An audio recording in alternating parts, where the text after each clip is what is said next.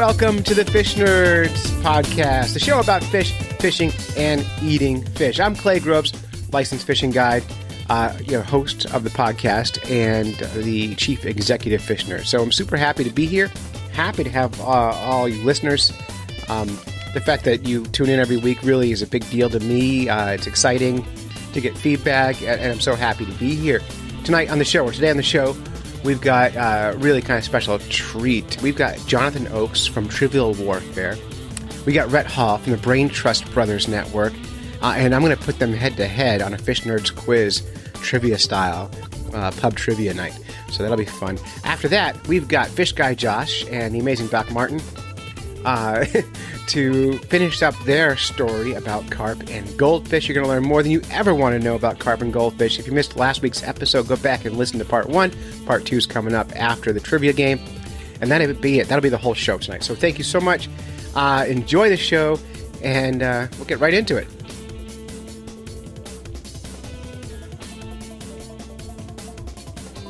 All right. Hello, Fish Nerd Nation. Tonight's your lucky night because it's trivia night with the Fish Nerds. I've been going on Wednesday nights usually to trivia night at the local pub. But online, a couple of years ago, I bumped into Jonathan from a podcast called Trivial Warfare. I've been following ever since. And then I put out a message on Facebook today that I was looking for someone to compete against Jonathan from Trivial Warfare, and I got Rhett Hall. And Rhett Hall does is it the Braintrust podcast? Yeah, the Braintrust Brothers podcast. Braintrust Brothers podcast. So I've got two podcasters on here, both really nerdy, and we're going to do some fish trivia. But first, we're going to let each one pitch their podcast to you in case you're looking for new podcasts. And I know that Fish Nerds have multiple interests, so these are not fishing podcasts, but they are both total nerds. Jonathan, can you give us the elevator pitch for Trivial Warfare?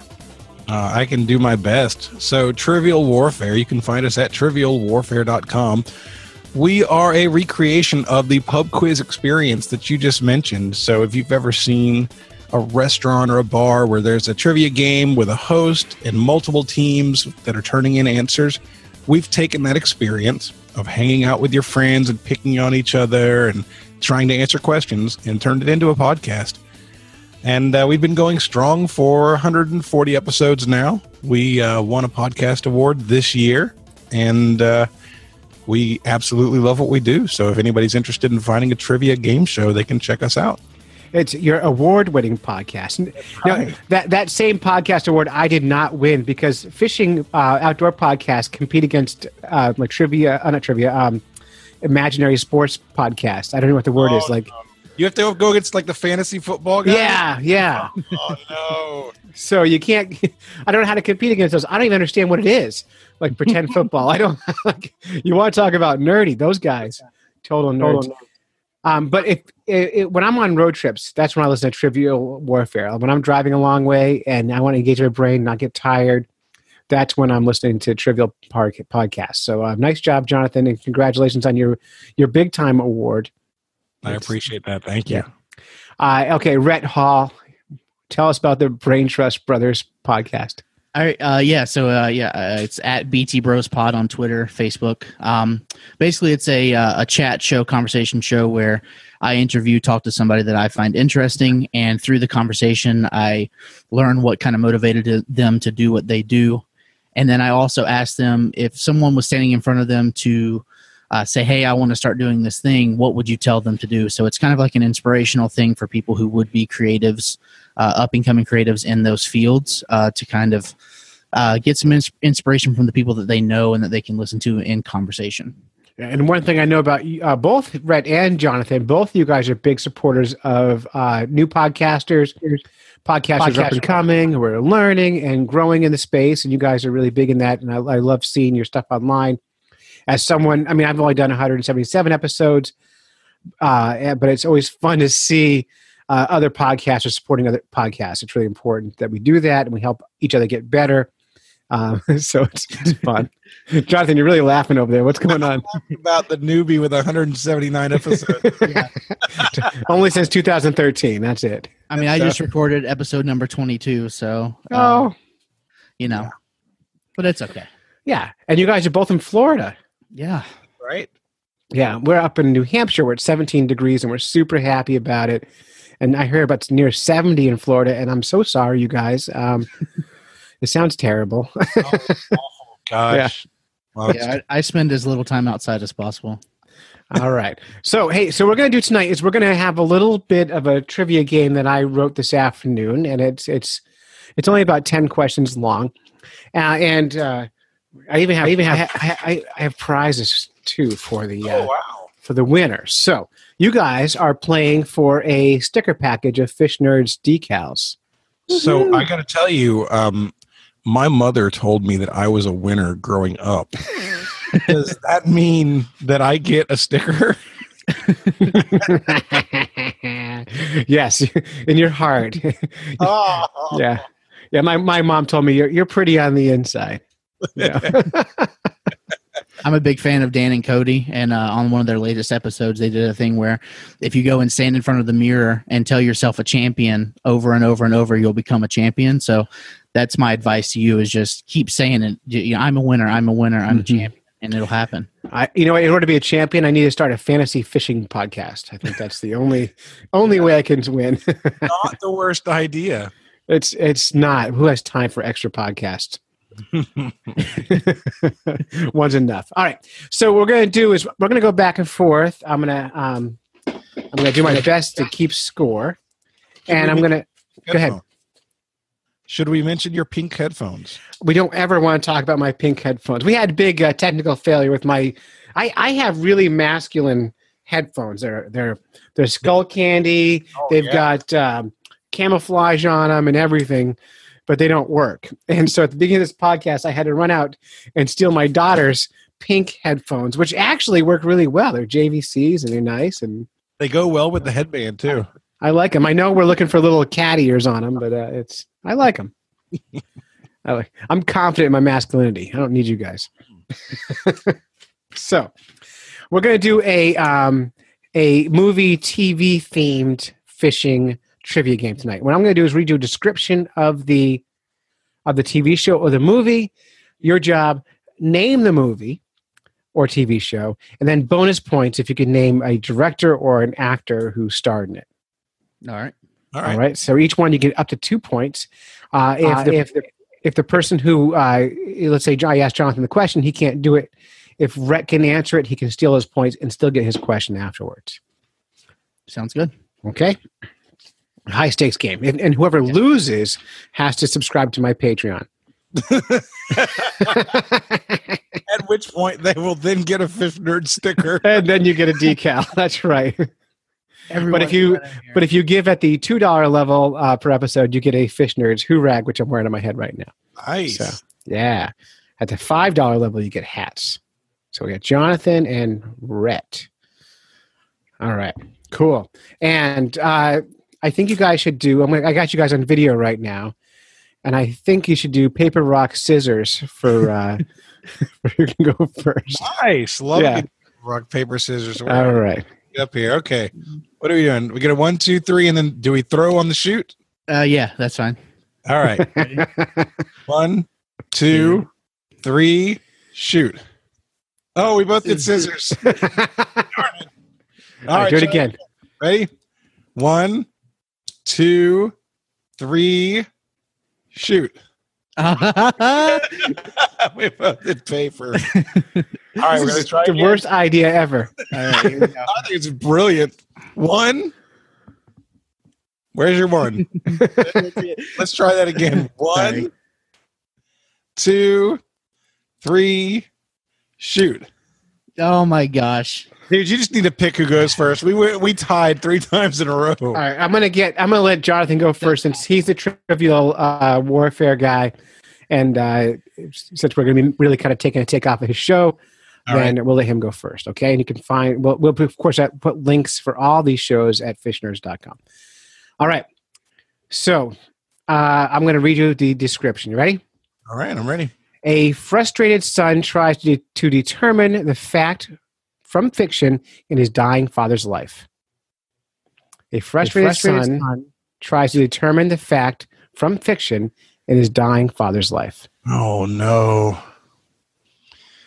A frustrated son. I didn't start easy. No, well, no, and movies are not my. Oh, it could be TV shows too. It doesn't sound like a TV show though. Dying father's life. There's only. If I gave it a director, would that help? Oh no, director. Well, maybe, but I'm terrible. Don't help him. Yeah, don't help him. No. If I get 0 right, I want to earn my 0 right. Mm-hmm. I'm gonna take a total stab. And guess a river runs through it. It was a really good guess, but it's not correct. Rhett, do you want to try and steal this one? Yeah, it's a Big Fish. It is. Bonus points if you can name the director. I will name Tim Burton and also Billy Crudup. Oh, look at you. Whoa. And also Wow. Ewan McGregor and also Helena Bonham Carter and Danny DeVito. And let me say something about that movie though. It takes place in Alabama, which is my home state. And the guy's grandma or his mom, his dad meets his mom, and then she goes to Auburn, which I'm an Auburn fan. So it's like a heart movie for me. So yeah, that was a softball for me on that. Almost too easy. You know, the only thing I know about Alabama is I make fun of it about every 5th show. So that's fine. The only thing I know about Big Fish is that they had a sequel called Real Big Fish. It was a great ska band back in the 90s. It really was. I remember that band well. Yeah, I've seen them play once. So nice job. Now, Rhett, you got that right, but you still get the next question. Okay. All right. A documentary following the controversial captivity of killer whales and its danger for both humans and whales. Blackfish. Jesus. I knew that one. As far as the director, I'm not 100% sure on the director. I have seen it, but I'm not sure. I think I can say maybe the whale's name. Oh, that'd be impressive. Movie. What is his Wait. Is it? You did that. I'll translate for you and speak and say it in English for you. All right. What is his name? Is it Tittycum? I'm not kidding. I think that's the name of the whale. It has to be. I don't know. Something like it's not Keiko. I know Keiko is an orca that was in captivity at some Free point. Willy. Yeah. Free Willy. Yeah. That was See, now I want to look up the name of the whale because I feel like an idiot all of a sudden. Yeah, because you're not supposed to know that. It's okay. Yeah. Oh, did I tell you that I ran a movie podcast for about 20 episodes before I started doing the interview? Well, if I had known that, I would have done a beer quiz. Oh, beer. I could have done beer. Oh, my God. The story of Tillicum. There you go. Good job. You were close. I was so close. All right. And the director on that, since you guys don't know, is Gabriella Cowperthwaite. I was going to say that. I know you were. I don't feel bad about not knowing that one because I don't think anybody else in the world knows that. Oh, her mom? All right. Jonathan. Yo. Here's your next question. In London, 4 very different people team up to commit armed robbery, then try to double-cross each other for the loot. And this is a fish movie? Well, it's got fish in the title. Oh, hold on. You gave me too much. Well, they all have fish in the title. All these do. Oh, yeah. In London, 4 very different people team up to commit armed robbery, then try to double-cross each other for the loot. Do they all have the word fish in the title? Not necessarily. Okay. I think this is going to be a fish called Wanda. It is a fish called Wanda. And I'll give you John Cleese and Jamie Lee Curtis and Michael Palin and good job. All right, we're going to give you the bonus points on that one. Good work. So Jonathan has 2 and Rhett has 3. And it's Rhett's question now. You ready?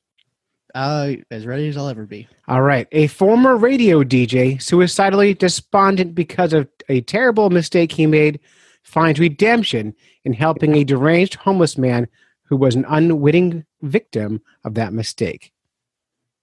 Whoa.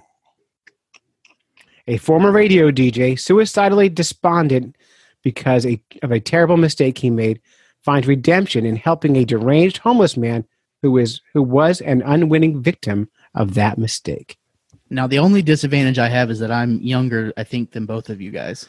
So, What are you trying to say there? Hey, now, hey. Jonathan's 24. So I'm older. Okay. Yeah. Turn that around.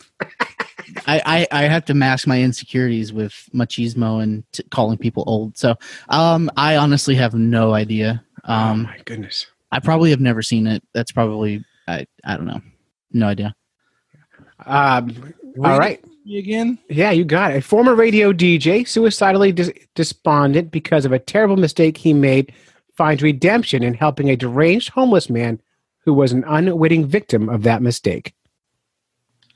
Okay, so I'm guessing, straight guesses here. Uh-huh. At first, the name Awakenings came to me, but then I landed on something I think called the Fisher King. Yeah. And so I'm going to go with the Fisher King. Yeah, it is a Fisher King, and which is good. Right. Nice job. Yeah. Good job. Really? Where'd that come from? Is that and so bonus points if you could do the director? Is the Fisher King Robin Williams? That's whose head is in my mind. It is. Yeah. So I got Robin Williams. That's my actor. Yeah, it's your actor, and the director was Terry Gilliam.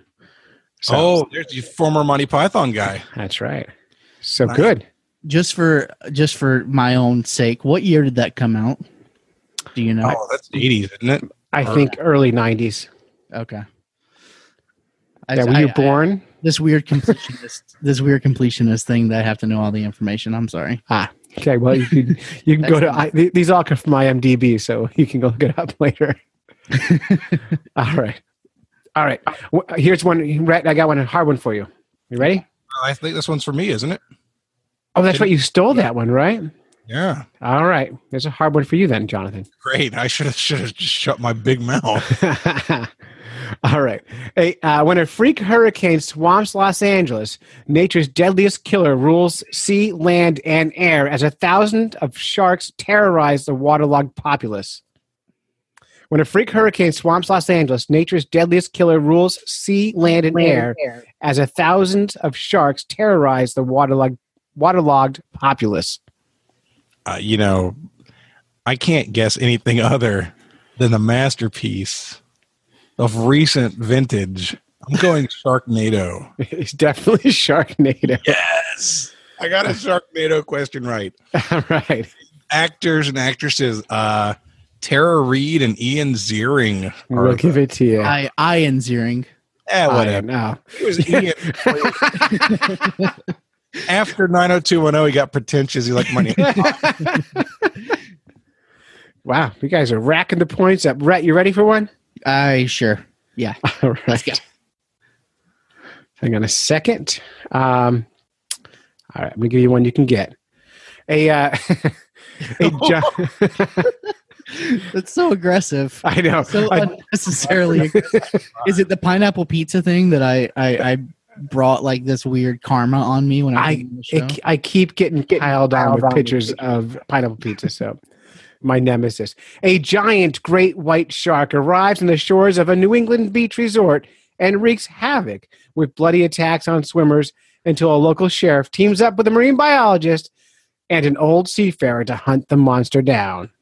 God, what is that movie?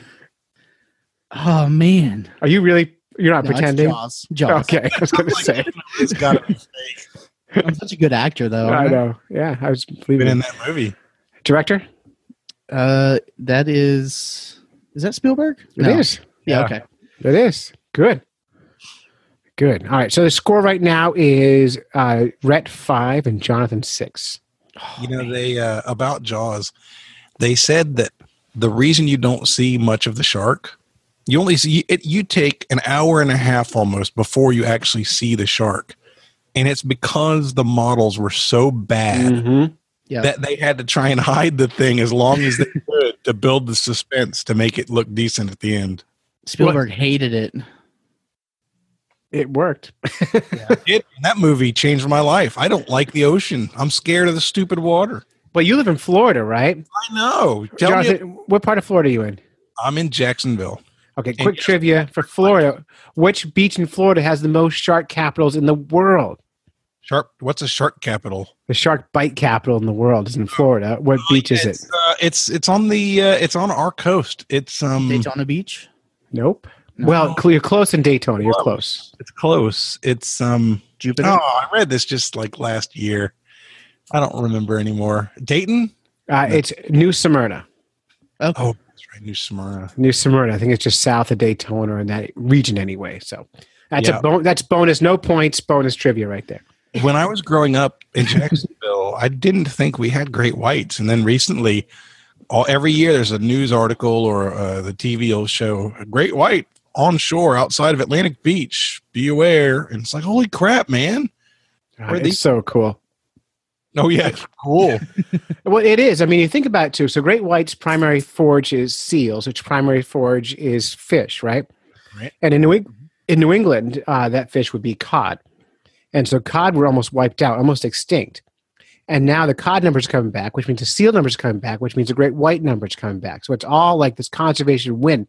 This is what good conservation looks like. And so it is really good to see them. And there's a trick for not getting eaten by great white sharks. Don't go in the water. No, don't swim where the seals are. Nah, my answer has worked for me. Yeah, I'm sure of it. Years strong, and I have not been eaten by a great white yet. It always boils down to just don't go in the water. We're going to need a bigger boat. All right. Whose turn is it? It's it.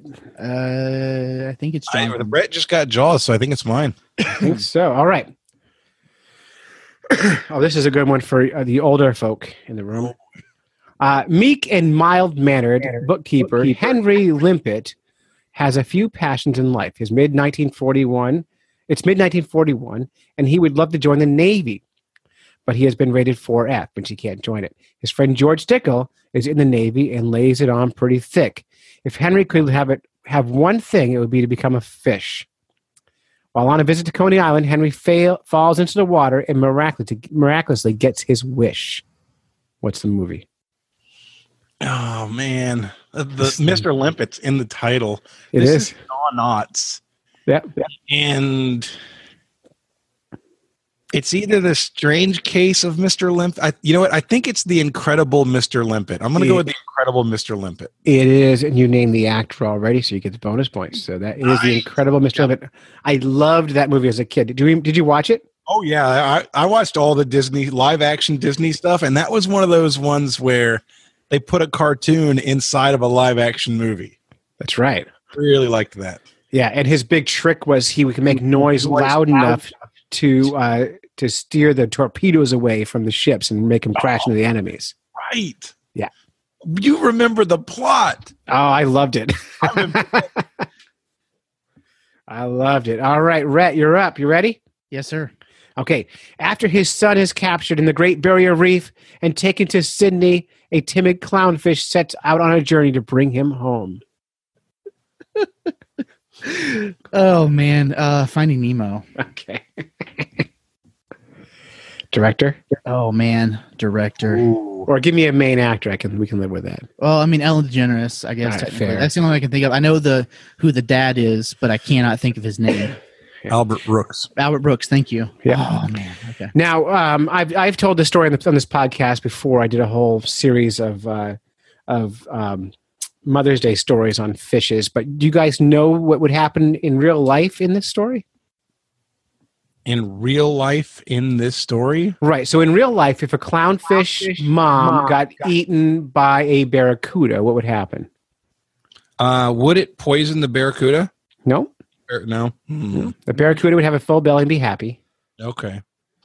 Yeah. So clownfish mate for life, right? So mom and dad clownfish stay a couple. Once they get together, they're going to live in that sea an urchin or anemone forever, right? Okay. Unless something happens to mom, which in this case, mom got eaten by a barracuda, right? Mm-hmm. So that male clownfish will never mate with another female again. However, clownfish can change sexes. And so what would happen is that male clownfish would become a female and then mate with the nearest male. Who is the nearest male? Come on, don't go there. I'm not kidding. No. Come I saw where that was going. That's horrible. It's science. Disney trying to push their agendas to the children. We did an episode of the Fish Nerds podcast last year when Finding Dory came out, and we had Rhett Talbot, who has the Beyond Data podcast, on, and we did a show called Finding Dory Disappointing, and we just took that apart. So Disney has a bad connection with actual science, and they have an opportunity to use real good science in their movies, and they choose not to, and I hate that.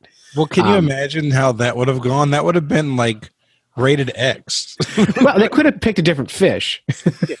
Yeah. You know, I clown to you. do I amuse you? I'm curious why they did choose the clownfish, honestly, other than the fact that I guess but I guess it has the home, like it has its home in the anemone, like it's kind of like they can play off of that, I guess, or maybe just to sell toys. I think it's just because they look cute. Yeah. Yeah, well, fish are cute. Now, it's funny that Finding Dory character, it comes from years ago, and they didn't steal it from me, but I feel like they stole it from me. I wrote a story called Basil the Wonderfish. It was a kid's book I was working on, and it was about a fish with a 12-second memory, and it had a little crab friend who would help it think about things and be its memory. And I wrote the story. I never did anything with it, and then Finding Nemo came out and ruined my any effort I had in that went away because of Dory. That's incredible, though. Yeah. You know what happened? You let that story get too close to one of those cameras in your house, and the NSA picked it up. I got to put tape over this thing. Somebody from Disney bought it from the NSA, obviously. Oh, those bastards. Oh, man. And the earth is flat. Here we go. Yeah, okay. Do I have more questions? Okay. I do have more. Whose turn is it? Jonathan's. Jonathan's. Let's see. All right, here's one, Jonathan. Rusty James, an absent-minded street thug, struggles to live up to his legendary older brother's reputation and longs for the days when gang warfare was going on. Rusty James, an absent-minded street thug, struggles to live up to his legendary older brother's reputation and longs for the days when gang warfare was going on. Okay. Not trivial. Total guess here. Mm-hmm. I think there's a movie called Rumblefish, and it seems like that might be about gangsters or mobsters or whatever, so I'm going to say Rumblefish. Nailed it. I have no idea who's in it. I don't know anything about it. All right. Rhett, who directed it? Classic director. One of the biggest of all time. Close. That's Francis Ford Coppola. Oh, okay. Yeah. Wow. Yeah, you're in the ballpark, though. No point. Are there any actual fish in Rumblefish? Does somebody like pick up a frozen tuna and start smashing people with it? Well, I haven't seen the movie, but I assume that's the main weapon. It would be mackerel, though, not tuna. Can you imagine the video games? It'd be the best. It'd be awesome. It's like, I want a swordfish, damn it. For some reason, I was thinking like Sharks versus Jets or something like that. Isn't there a movie like the Sharks versus the Jets or something? That's the West Side Story. West Side Story, yeah. For some reason, I was thinking that, and I don't know. I don't know either. All right, I've got a few more questions. You guys want some more? Yeah. Oh, absolutely. All right. It's Rhett's turn. Yep. Yes. All right. These are TV. The next few are TV shows. I'll narrow it down for you. All right. Watch this show, and you'll immediately wonder how the entire world has not been eaten by this terrifying fish the host encounters.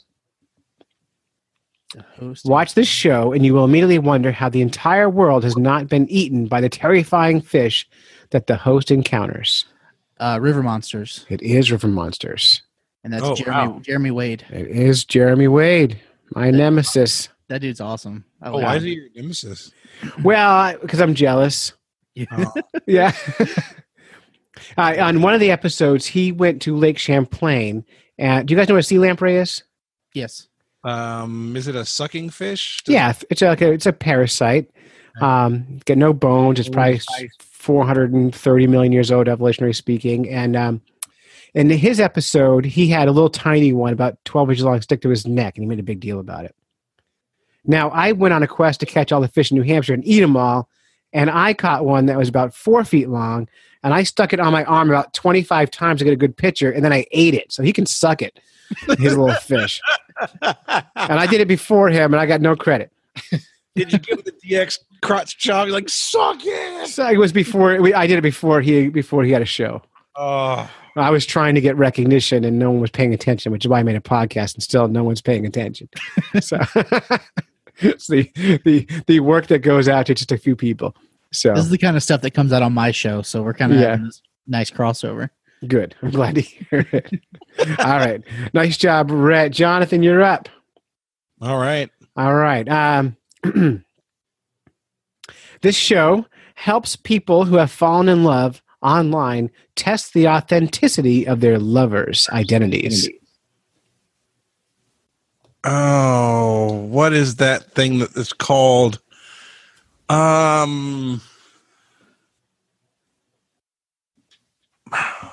Manti Teo.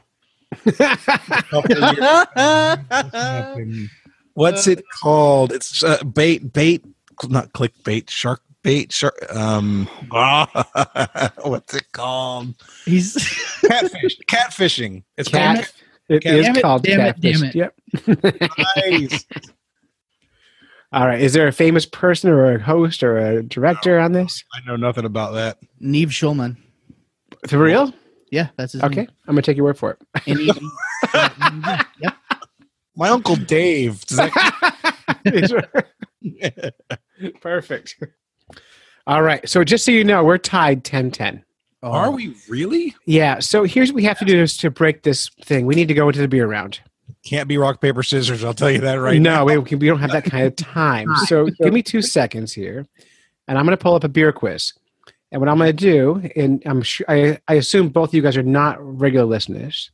No. That's a fair And Not- which is casting dispersions, though. Just really busy. all right. I'm going to read you 2 names of beers. One of them is a fake. So you tell me which is the fake beer. Are we alternating? Or are we doing it at the same time, or what? I'll go back and forth. Okay. Okay, and I'll just keep track. And Jonathan, no, it's Rhett's turn, right? Yes. Yeah. Yes. Okay. That catfish was your answer. So That's right. Okay, so I'm going to read you 2 names of a beer. You tell me which one is real. Okay? All right. We have Sculpin or Sea Robin. Skull. By the way, they're all fish names. Sculpin is real?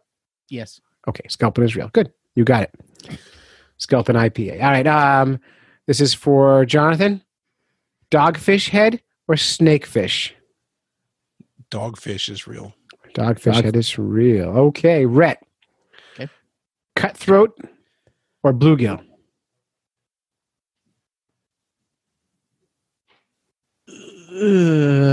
Cutthroat. Cutthroat is real. Good job.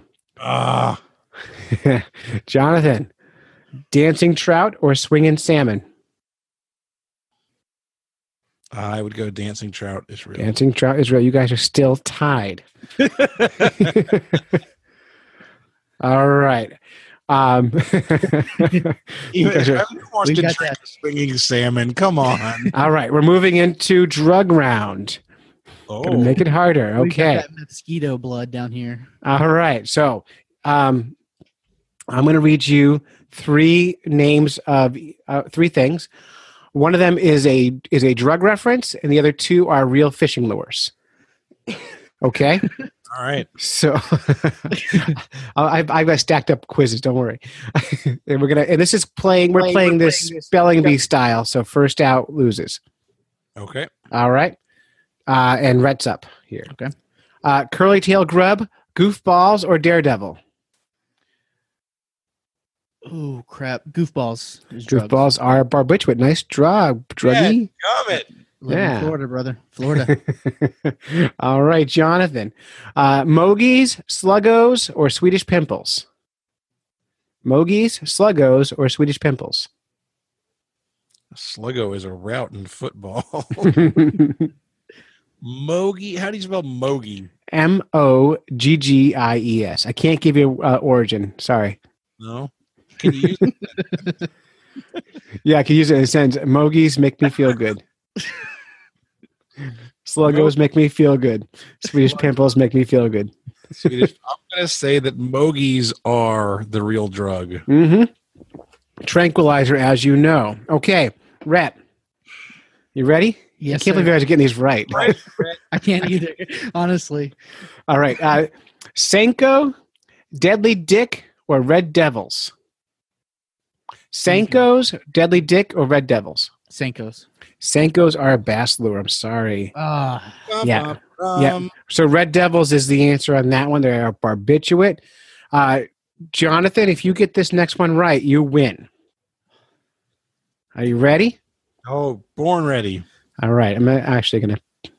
You're going to be like, okay, we have silver spinners, we have bass catchers, and we have marijuana. All right. How about Rooster Tail, Spin or Reno, or Dolphins? I think Rooster Tail is a drug. I'm sorry, you got that wrong. You guys both lose. Lose?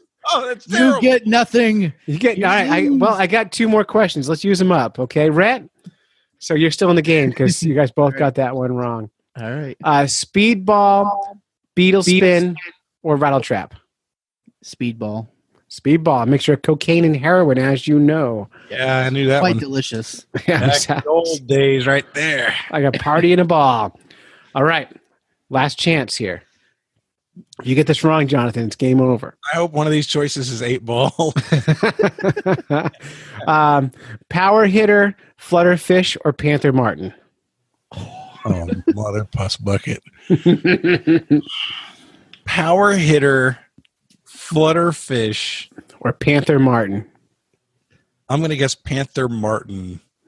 Jonathan, you just lost the trivia game. Good job, Rhett. Man. What was my answer? Was it the first one? It was a power hitter, which is a device, often plastic, used to deliver a blast of marijuana to the lungs. Yeah. Wow, you guys crushed it. Rhett, you were awesome, man. I appreciate that, man. Thank you so much. I never win anything. I'm very competitive, but I never win. So I'll be mailing you some Fish Nerds decals. Jonathan, $2 a month on Patreon, and you're in. Actually, $4 episode. Are you going to make it down to Florida for Podfest this year? I am not going to make it down. I'm sorry. It's. I hear the fishing's good near Orlando. Just saying. It's funny. I've been invited to another conference for my actual job in Orlando, and there's a golf course there. And the fishing at the golf course, I went a couple of years ago, and I used my ice fishing rods, like a 2-foot rod, to catch carp in the golf course. And all the golfers are like, are you allowed to fish out here? I'm like, well, there's no sign saying I can't. So it's like I am now. Well, it's funny. In New Hampshire, the law is if there's no sign saying no trespassing, then you're implicitly allowed to trespass. Really? Unless it says don't trespassing, you're allowed to trespass. It's like begging for it. So you're automatically allowed. But we're in New Hampshire, and we have a lot of space. In Florida, you just got to watch out because any source of water, there might be a gator. So there might be gators in them waters. Mm-hmm. I am going in Georgia in March. I'll be going to Georgia for a different conference, and I might be looking for some podcast opportunities while I'm down there. But no Podfest for me. Tell us once again, where can we find Trivial Warfare? Yeah, if you're interested in listening to some trivia game show stuff, head over to trivialwarfare.com. Good. And Rhett, your podcast can be found? On braintrustbros.com. You can find it on iTunes, Google Play, Stitcher, or at BTBrosPod on Twitter or Facebook. Yeah, the fun thing about podcast listeners is they know where to find podcasts. Just look for the name, and it's easy, which is really great. And one more question for both of you guys. Jonathan, do you fish? I have not fished in a very long time. Have you ever been ice fishing? No. Well, you and your family have an open invitation to come to New Hampshire. And my winter job is ice fishing guiding. Is taking people ice fishing. Oh, that's awesome. And I record podcasts on the ice while fishing, and you're invited to come up. And I have more trivia games for you if you ever make it up here. You know that I have a 4.5, almost 5-year-old son. I think that might be fun for him someday. It's super fun. I'm building a couple of heated ice shanties right now, so we can even do overnight trips, which is really fun. Nice. So, Rhett, do you fish? I do. Very. Occasionally, sometimes, yeah. Now, I read once in Florida, you could fish without a license as long as you're using a fixed line rod, which means a cane rod, but no reel on it. No. And it has to be in your own town or county, which means I can't go to Florida and fish without a license, but you can fish in your own county with a fixed line and do that. And do you fish? Do you eat the fish you catch? Sometimes we usually give them to people who like them or know what to do with them if we keep them. Yep. And do you ever go into the frozen north? I want to. I want to get away from this weather. So, yes, I would love to. All right. Well, along with Jonathan, you have an open invitation to come ice fishing, and I'll even let you drive the snowmobile. Oh, that's a bad idea. It's so fun. It's so fun. All right, guys. Any parting words? Great job, man. This was a lot of fun. It's awesome. Oh, good. I hope you both think about inviting me onto your shows. I'd love to come on as a contestant at Jonathan's show, and Rhett, I'd love to come on and try and inspire someone to do something. I don't know what. To go fishing at some point. Yeah, go on a quest. Do something good. Awesome. All right. Thank you, guys. As always, this show is brought to you by you, our listeners. That's you guys over at patreon.com/fishnerds, patreon.com/fishnerds. It's how our show is funded. It's kind of like a Kickstarter for ongoing projects like this. We're asking listeners who love this show or who enjoy this show or who think it's worth $1 to donate $1 per episode to help keep this show going. So like $4 a month. It's really nothing on an individual basis, but over the course of a bunch of people, it makes a huge difference. $1 will give you a reward. I'll mention you on the show, and I'll send you some decals, and I'll keep you in my fishy prayers. If you give at the $2 level, this is a nice one, I'll give you some Fish Nerds decals. I will keep you in our fishy prayers, and I will mail you a Fish Nerds hoorag just in time for winter to keep your face warm. I am not selling these. You can only get them here at the Fish Nerds Patreon page if you support us. If you want to support the show at a bigger level, like a sponsorship level, $25 an episode will get you there. Our friend Josh Lopes from LopesTax.com did just that. So he pays us a little bit of money, and we mention his business. He, obviously, is a tax person from Massachusetts, LopesTax.com. If you need a fish nerd who also is a tax guy, he's the guy to go to. Plus, he's supporting the show for a long time, and that money helps us buy microphones, get good guests, travel, all the things that good podcasters do. So go to patreon.com/fishnerds to help us crowdfund the show, or go to fishnerds.com and click on the Patreon link, and you're good as gold. We want to especially thank our brand newest Patreon subscriber, Tyler Clouthier, for his support at the $2 level. He's going to get his Fish Nerds hoorag. He's going to get decals, and we're so happy that he's part of the show. Thank you, Tyler. We really appreciate it.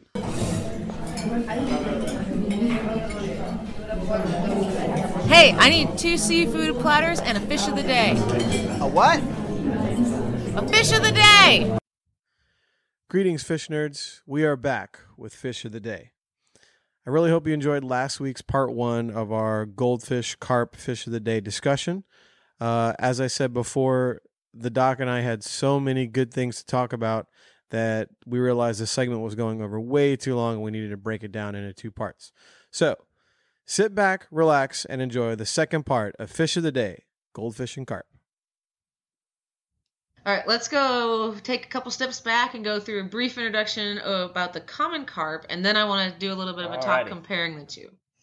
So The common carp is the Cyprinus carpio, and so Cyprinus is literally just Latin for carp, and carpio is the Latinized word for carp. So it's carp, which I think is kind of funny. So I'm going to go fish for some carp. These guys are also native to Asia and also Europe, so the Black, Caspian, Aral Seas basins, but they're also introduced throughout the world, North America, Australia, all the crazy places. And interestingly, which I thought, I did not know this, but where the, I don't remember which particular species, there's a spot where these guys were wild, and it's like one of the main origin places of the European species of Cyprinus carpio. But that particular population is now under threat, is threatened. So isn't that always the case, Right? Yeah. So they're invasive everywhere rainbow else. trout everywhere, but we're fighting for our native rainbow trout range here in the Bay Area. Same thing with the carp, apparently. Yep. Which I always think that's the irony there is not lost on me. Yeah. The carp, unlike the goldfish, well, they're very generalist, so they can survive in a lot of different places, but adults tend to prefer more warmer waters in comparison. Deep, slow-flowing, still waters, so that's pretty much the same. Well-vegetated lakes, again, similar to the goldfish. They're really hardy. They're very tolerant of a wide variety of conditions. And they thrive really well in like large, turbid rivers, and they're active at dusk and dawn. So, we mentioned some hybrids, but I don't want to talk too much about that because I'm working on another recording that I will do about about all the different kinds of hybrid fish later, because the people have been asking for that a lot. Awesome. So sorry if you guys got excited about it. Oh yeah, I can't wait to hear it. I'm a big old geek about my hybrid sunfish and my carp goldfish hybrids here in the lab. Those are fun. Yeah. But a story for another day. That's right. I know, and I think I've said that for over a year now, so that's my fault. Being slow to get anything done. So the carp, they will spawn usually May through June-ish. They're going to be up. If they're in a big, deep lake, they'll come up to the shallower waters where there's lots of vegetation. My dog and I go kayaking, and she likes to jump off my kayak and try to catch them. She has yet to catch one. Her little tiny corgi legs are not great for that. And then carp are very generalist. So adults and juveniles will feed on a variety of benthic organisms and plant material. Okay, so there's the basic introduction. Now, I am unfortunately and admittedly not a fisher woman. I'm more of the nerd that'll put on my mask and snorkel and like hang out with the fish. I've had a lot of questions about the best way to angle for carp. Now, when asked about the particular species, there was no particular species given. I assumed probably the common carp, just based on what I have seen, and it is, a pretty common fish. So I was wondering if you, being more of a fisherman, would have any comments about that. Yes. Oh, yay! I have a ton. Too much for this segment even, but the abridged version is about a year and a half ago, while fishing for tench, a whole another cool, hard to find fish here in the U.S. A buddy from England started showing me how to carp fish, and so for about a year and a half, that's been my main focus as far as the number one thing I'm fishing for. I've done a few other things. Anybody who follows me on Instagram or anything like that knows I'm always catching some kind of fish, but my quest has been to get really good at carp fishing, because it's one of those where you can throw some corn on a hook and probably get a carp, but the nuances to getting really large trophy carp are just there's so much to it. It's a really big fish in Europe. It's like their largemouth bass over in Europe. So there's so many different techniques and knots and hooks and rigs and baits out there. But I've been fortunate. I met a new friend over the last couple of months who's he's Hungarian, and he's a big time carp fisherman. He's been fishing like his whole life, and just mostly for carp. And so he's been teaching me a ton of stuff. And that it's going to bridge well into an interview segment I'm going to be doing later with this guy who's a U.S. carp fisherman. And that's sort of been my research lately, is like how do the English and European methods transfer over to the U.S. and carp fishing in the U.S. has kind of become this slow building fisheries, kind of like gar fishing has become real popular over the last few years as sort of a trophy catch and release thing. I've been doing a lot of research. If someone out there is interested in just let me go learn how to catch carp, I'd say,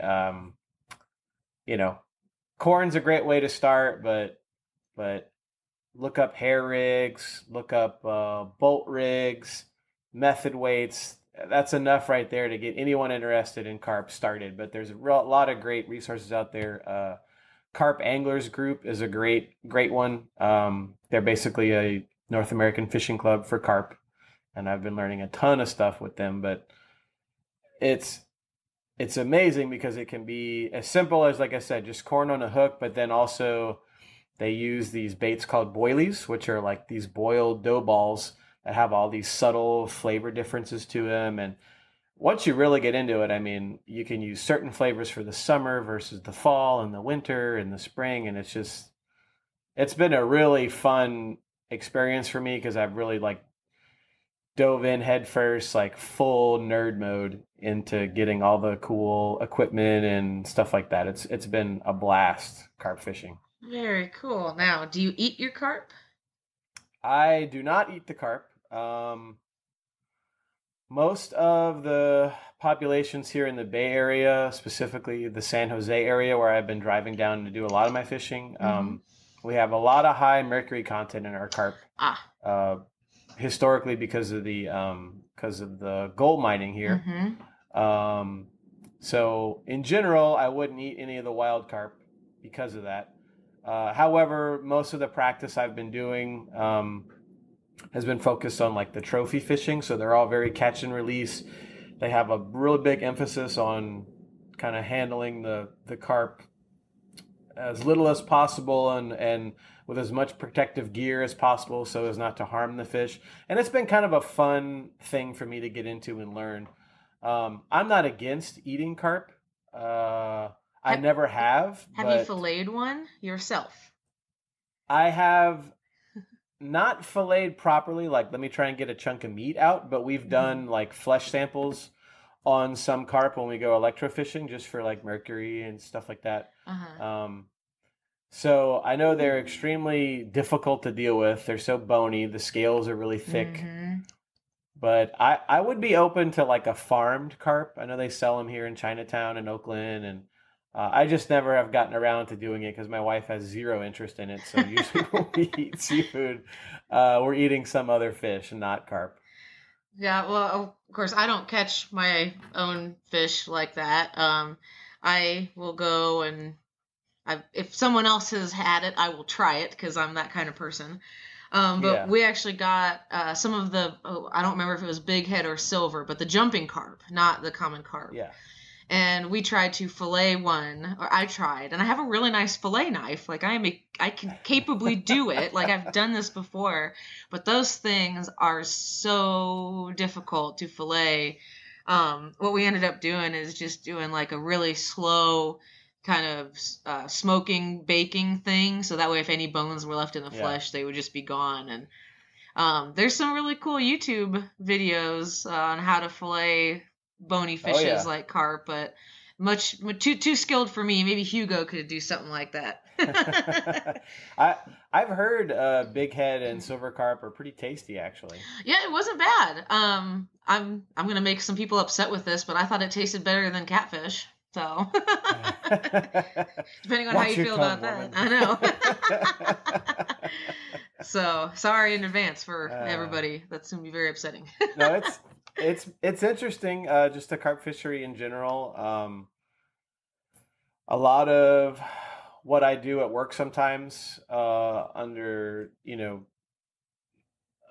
management of someone else, but we've done a lot of carp removal here in some of our lakes, and the bass fishermen have a general like real bad opinion of carp. But as I've gotten into fishing them more and more, obviously I'm hearing like the other side of the argument, even from like a less from a just opinionated angler aspect, but also from like informed fisheries guys that don't really have that negative opinion of carp. So I've sort of changed a lot of my views on carp, or at least been more open to it and understand that they they can affect different bodies of water in different ways. So a lot of times I get told, like, why are you releasing those carp? Especially because you're a fisheries guy. And I'm like, oh, it's not everything it's cracked up to be when you hear some of those, rumors about what they do. Not all of it is untrue, and not all of it's true. Right. There's always two sides to the coin. And it's I'd say been fun exploring from what I've read, at least, there are some negative impacts that carp can have in certain places, but in a lot of other places, especially in the United States, they're really tolerant to really terrible water conditions that a lot of our native species are not. So exactly. If we're making our rivers a pile of shit for our native species, are we going to be mad at other species that can really live there? I mean, whose fault is it? It's not the carp's fault.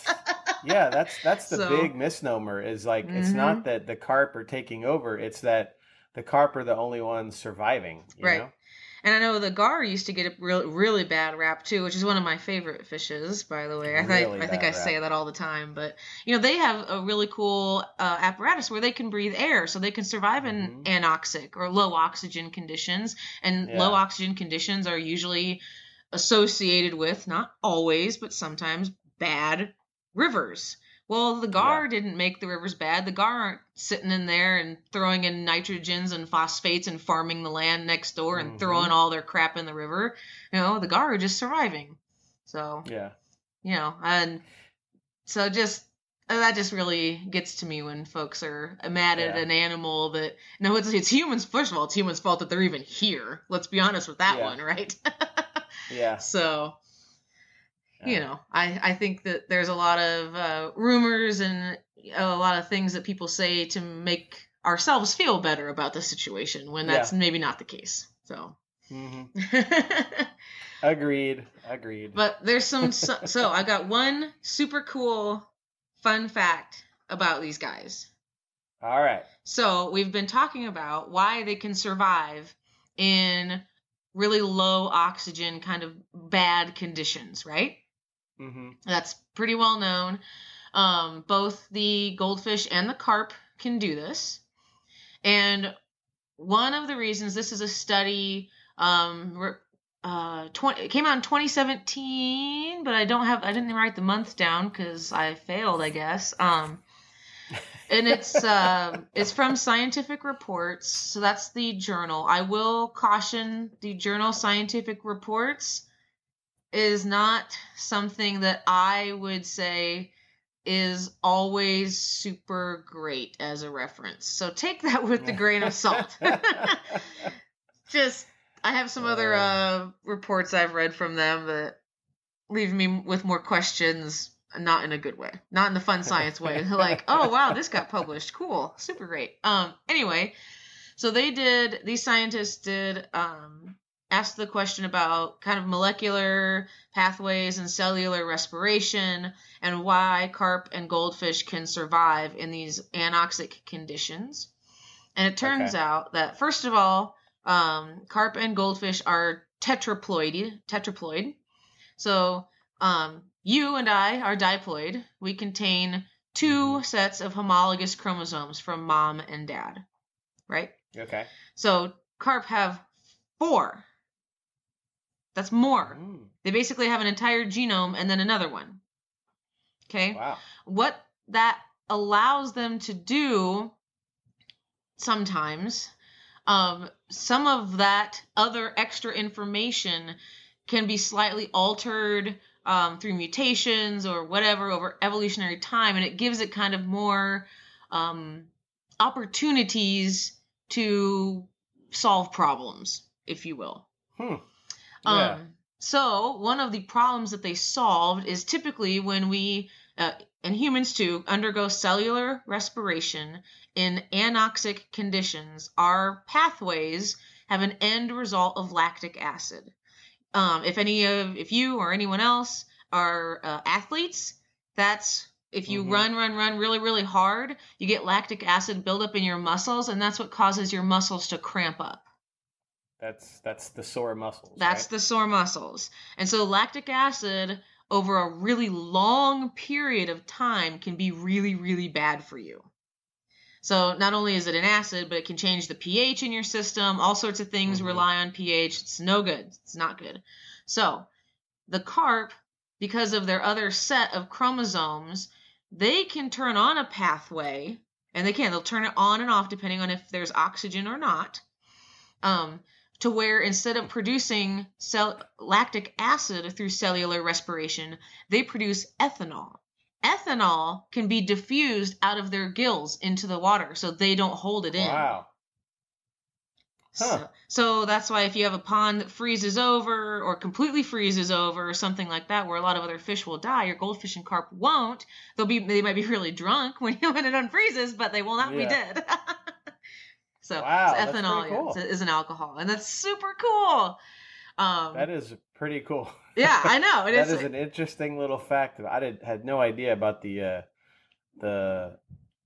4 instead of 2 on their genome. That's so cool. Yeah, and that's actually polyploidy, which is basically anything more than 2 of a copy, because 2 is normal. In vertebrate animals is pretty rare.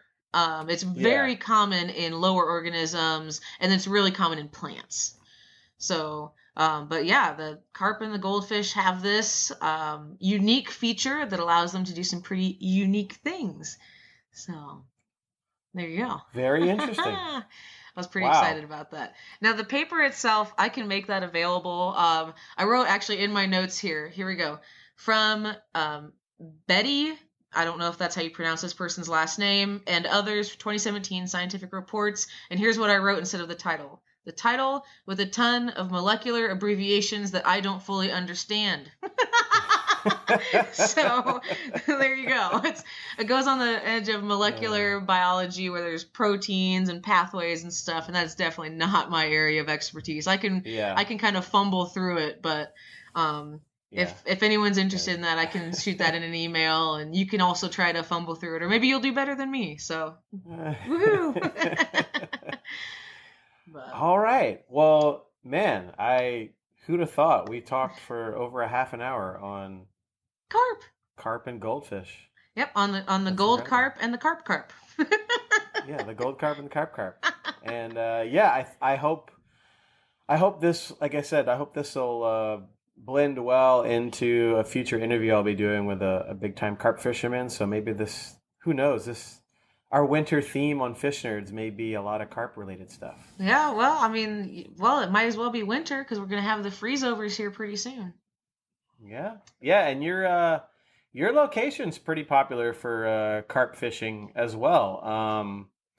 And one of your neighboring states, Oklahoma, is home to BigCarpTackle.com, which is one of the only places in the U.S. where you can get all the cool European carp fishing stuff. Oh, cool.